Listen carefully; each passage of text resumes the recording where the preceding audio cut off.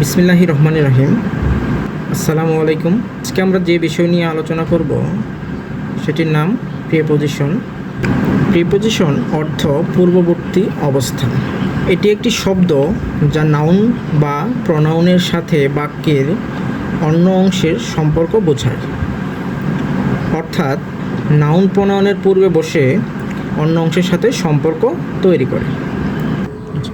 আজ আমরা শিখব কিছু গুরুত্বপূর্ণ ইংরেজি প্রিপোজিশন। আমরা ছবির সাহায্যে সহজেই প্রিপোজিশন নির্ণয় করা শিখব। চলুন শুরু করা যাক। প্রথমে অনের ব্যবহার। অন হচ্ছে কোনো কিছুর উপর লেগে থাকা বা স্পর্শ অবস্থায় থাকার সময় আমরা অন ব্যবহার করি।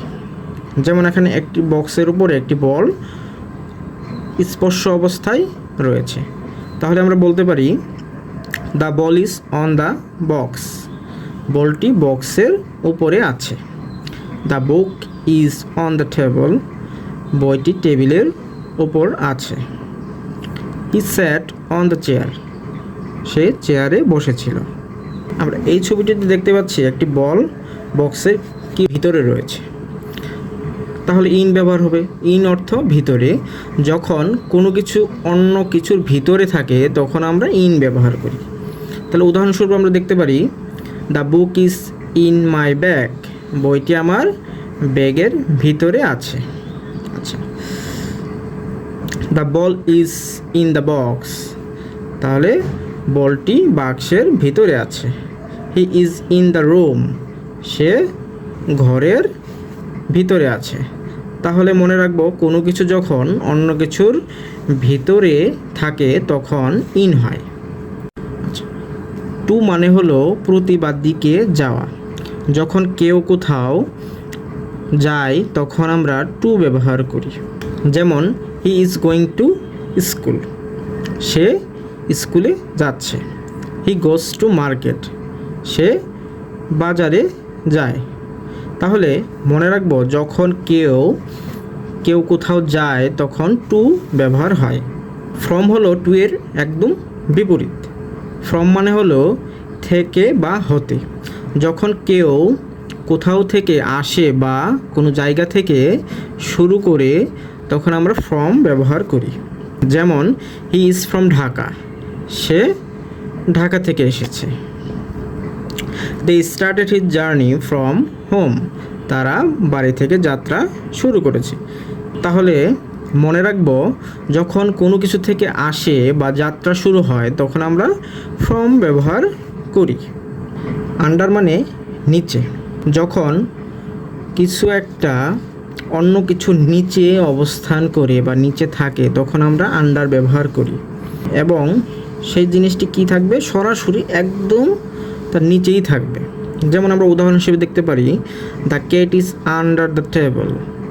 বিড়ালটি টেবিলের নিচে আছে। He sat under the tree. সে গাছের নিচে বসেছিল। অ্যাবভ মানে উপরে। তবে স্পর্শ না করে যখন কোনো কিছুর উপরে থাকে কিন্তু ছোঁয়া লাগে না তখন আমরা বলি অ্যাবভ। আমরা উদাহরণ হিসেবে দেখতে পারি the sky is above our head. আকাশ আমাদের মাথার উপরে। The painting is above the window. ছবিটি জানালার ওপরে টাঙানো। বিলো মানে তুলনামূলকভাবে নিচে থাকবে। যখন কোনো কিছু একটা অন্য কিছুর তুলনায় নিচে অবস্থান করে তখন আমরা বলি বিলো। যেমন the book is below the window. বইটি জানালার নিচে আছে।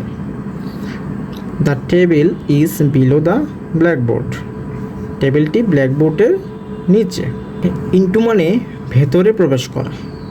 যখন কেউ বা কিছু একটা জায়গার ভিতরে ঢোকে তখন আমরা বলি ইনটু।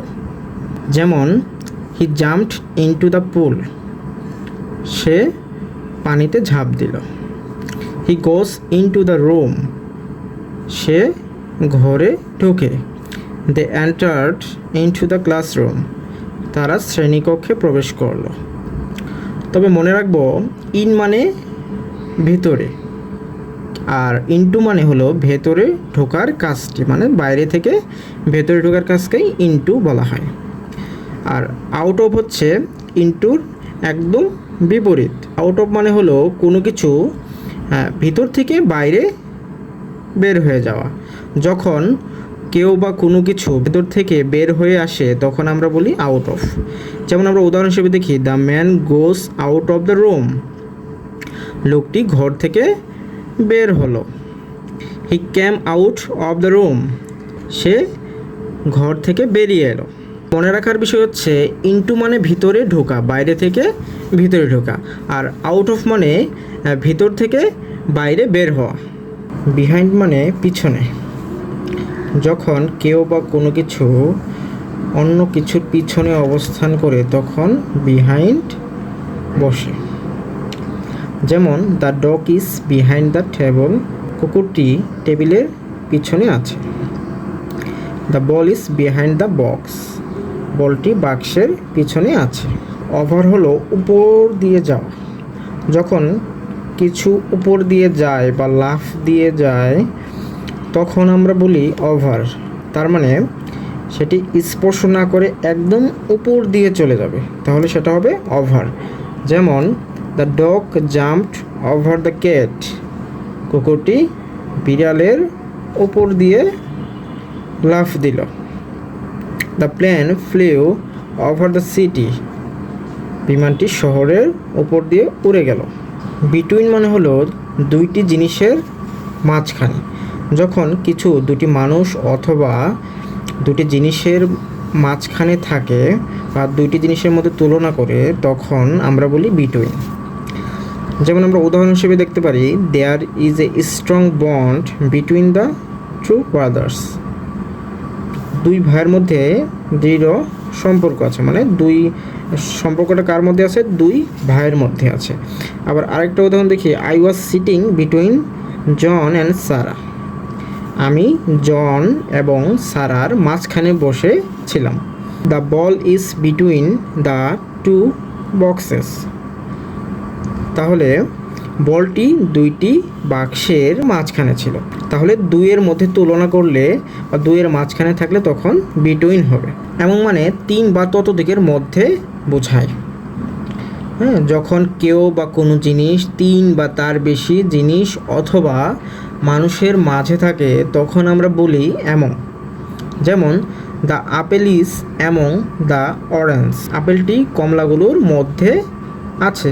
আশা করি বুঝতে পেরেছেন। এখন আপনাদের জন্য কয়েকটি প্র্যাকটিস দেওয়া হলো। নিচের প্রশ্নগুলোর উত্তর আপনারা কমেন্ট করে জানিয়ে দিন, দেখি কার কতটা ঠিক হয়। আজকে এ পর্যন্তই, পরের ভিডিওতে আবার দেখা হবে ইনশাআল্লাহ। সবাইকে ধন্যবাদ।